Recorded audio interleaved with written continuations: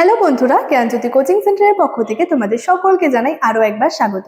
আজকের ক্লাসে তোমাদের সঙ্গে যে বিষয়টি নিয়ে আলোচনা করব সেটি হলো মেসোপটেমিয়ার অর্থনীতি নিয়ে, অর্থাৎ মেসোপটেমিয়ার সভ্যতার অর্থনীতি। এই বিষয়টা নিয়ে আজকের ক্লাসে তোমাদের সঙ্গে আলোচনা করব। তবে আজকের ক্লাসটি শুরু করার আগে তোমাদেরকে একটা ছোট্ট ইনফরমেশন দিয়ে রাখি। তোমরা যারা যারা ভাবছো আমাদের সঙ্গে এই সেমিস্টারে অনলাইনে যুক্ত হবে, তারা কর্নারে দুটো নাম্বার দেখতে পাচ্ছ, 7076398606 এবং 6295916282। এই নাম্বার দুটি হলো আমাদের জ্ঞানজ্যোতি কোচিং সেন্টারের অফিসিয়াল হেল্পলাইন নাম্বার।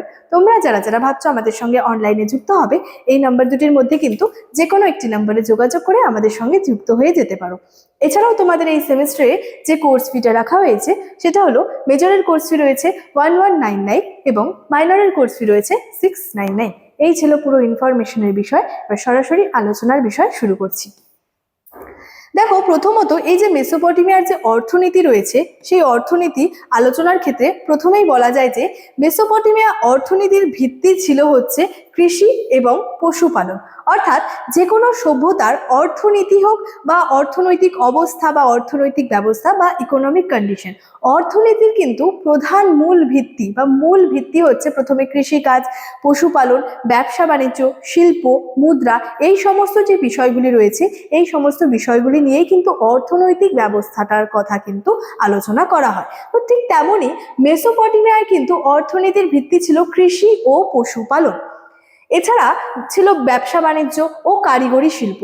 মূলত কৃষির উপর নির্ভর করেই কিন্তু প্রাচীন মেসোপটেমিয়া বা বলা চলে সুমেরের অর্থনৈতিক কাঠামো কিন্তু গড়ে উঠেছিল। তাহলে কি যে কোনো একটা সভ্যতা বা যে কোনো একটা সাম্রাজ্যের অর্থনীতির মূল ভিত্তি হচ্ছে যে কৃষিকাজ, পশুপালন, ব্যবসা বাণিজ্য, এই সমস্ত কিছু। ঠিক তেমনই ভাবে কিন্তু যে মূলত কৃষির উপর নির্ভর করেই কিন্তু এই প্রাচীন মেসোপটেমিয়া বা যে সুমেরের অর্থনৈতিক যে কাঠামো সেটা কিন্তু গড়ে উঠেছিল।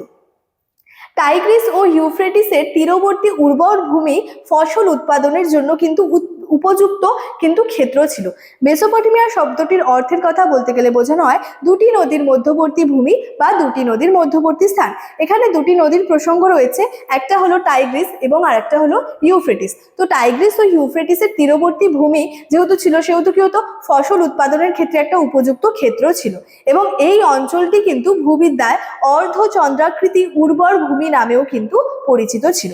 এরপরে আসবে কৃষির প্রসঙ্গ, অর্থাৎ অর্থনীতির মূল বিষয়বস্তুর আলোচনার ক্ষেত্রে প্রথমেই আসছে কৃষির প্রসঙ্গ। কৃষি উৎপাদনের মধ্যে গুরুত্বপূর্ণ ছিল গম, বাজরা, খেজুর, মটর, ছোলা, ডাল, সর্ষে, পেঁয়াজ, রসুন, আঙুর, জলপাই, শসা, বিন প্রভৃতি কিন্তু অন্যান্য নানা জাতের শস্যও কিন্তু কি হচ্ছে, উৎপাদিত হচ্ছে। এবং এখানকার কৃষি অর্থনীতিতে খেজুর এতটাই গুরুত্বপূর্ণ ছিল যে তাকে কিন্তু জীবন বৃক্ষও কিন্তু বলা হতো। তাহলে এখানে খেজুরের কিন্তু যথেষ্ট গুরুত্ব কিন্তু লক্ষ্য করা যায়। এর সাথে সাথে কি মেসোপটেমিয়ার কৃষিকাজ ছিল একেবারে শ্রম নির্ভর, কারণ উৎপাদনের প্রযুক্তিগুলি অতি সাধারণ মানের হওয়ায় শ্রমের ওপর নির্ভরশীল থাকা ছাড়া কিন্তু আর কোনো উপায় ছিল না। এই বিষয়টা ছিল হচ্ছে যে কৃষি সম্পর্কে। নেক্সট আরো বিভিন্ন বিষয় রয়েছে, যেমন হচ্ছে যে বনজ সম্পদ, অর্থাৎ মেসোপটেমিয়া অর্থনীতি আলোচনার ক্ষেত্রে আরেকটি গুরুত্বপূর্ণ বিষয় হচ্ছে বনজ সম্পদ। মেসোপটেমিয়ার অর্থনীতিতে বনজ সম্পদের বিশেষ গুরুত্ব ছিল।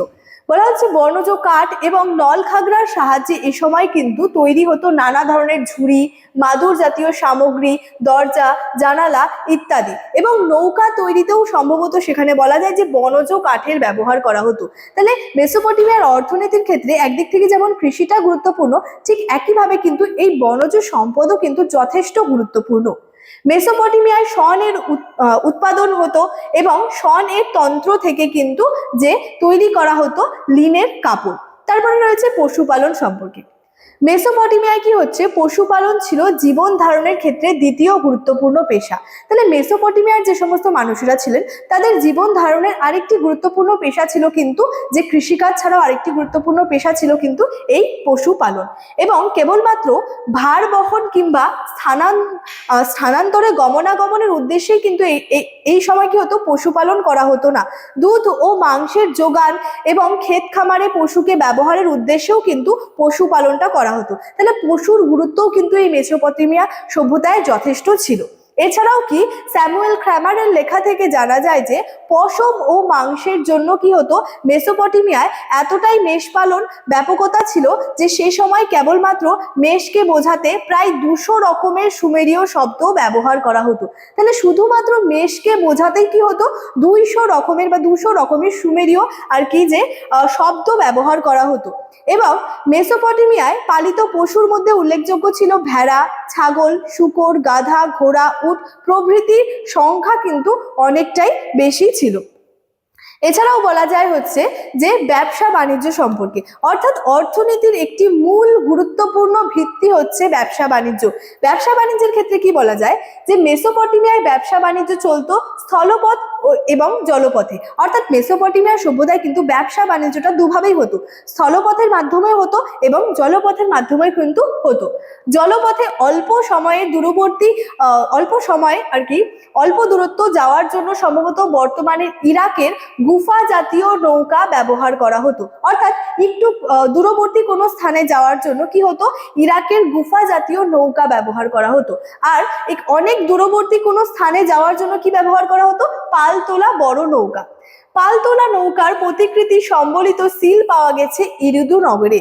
এছাড়াও কি হতো, পারস্য উপসাগর দিয়ে কিন্তু প্রাচীনকালে এই মেসোপটেমিয়ার বাণিজ্যিক সম্পর্ক গড়ে উঠেছিল, অর্থাৎ মেসোপটেমিয়ার সঙ্গে কিন্তু বাণিজ্যিক সম্পর্ক গড়ে উঠেছিল। কাদের গড়ে উঠেছিল বা কার সঙ্গে গড়ে উঠেছিল, দিলমুন, এছাড়াও মেলুহা, মগন এর সঙ্গে কিন্তু কি হচ্ছিল, মেসোপটেমিয়া একটা বাণিজ্যিক সম্পর্ক গড়ে উঠেছিল। মগন থেকে মেসোপটেমিয়ায় আসতো তামা, মেলুহা থেকে আসতো দামি কাঠ, হাতির দাঁত, সোনা, মূল্যবান পাথর যেমন জেড, কার্নিলিয়ন, ল্যাপিস লাজুলি। দিলমুন থেকে আসতো বিভিন্ন ধরনের মাছ ও মুক্তা। তবে কি হতো, মেসোপটেমিয়ায় কিন্তু মুদ্রা নির্ভর অর্থনীতি প্রচলিত ছিল না, যার কারণে কি হচ্ছে, ব্যবসা বাণিজ্য লেনদেনের মাধ্যমে কিন্তু এই প্রক্রিয়াটা চলতো। ব্যবসা বাণিজ্যিক যে লেনদেন, এই প্রক্রিয়াটা চলতো মূলত কিন্তু বিনিময়ের মাধ্যম হিসেবে। এবং সিন্ধু সভ্যতার বহু যে সিলমোহরগুলি রয়েছে বা সিলগুলি রয়েছে সেগুলি কিন্তু মেসোপটেমিয়ায় কিন্তু পাওয়া গেছে, যে কারণে সিন্ধুর সঙ্গে মেসোপটেমিয়ার একটা বাণিজ্যিক সম্পর্কের বিষয়ে কিন্তু নিশ্চিত হওয়া যায়। অর্থাৎ সিন্ধু সভ্যতার বিভিন্ন সিল কি হয়েছে, মেসোপটেমিয়ায় পাওয়া গেছে, যার থেকে এটা অনুমান করা হয় বা মনে করে নেওয়া হয় যে সিন্ধুর সঙ্গে কিন্তু মেসোপটেমিয়ার একটা ব্যবসা বাণিজ্যিক বা ব্যবসায়িক কিন্তু সম্পর্ক গড়ে উঠেছিল। তাহলে মেসোপটেমিয়ার অর্থনীতির মধ্যে মূল বিষয়গুলি কি রয়েছে এবং অর্থনীতির দিকের মধ্যে আলোচনার মূল বা প্রধান বিষয়গুলি কি রয়েছে, এটা নিয়ে কিন্তু আজকে আমার ক্লাস এতটাই ছিল। ইনফরমেশন ভিডিও শুরুতেই দিয়ে রেখেছিলাম। চলো আজকের ক্লাস এতটাই, দেখা হচ্ছে পরবর্তী ক্লাসে। Thank you so much, thanks for watching.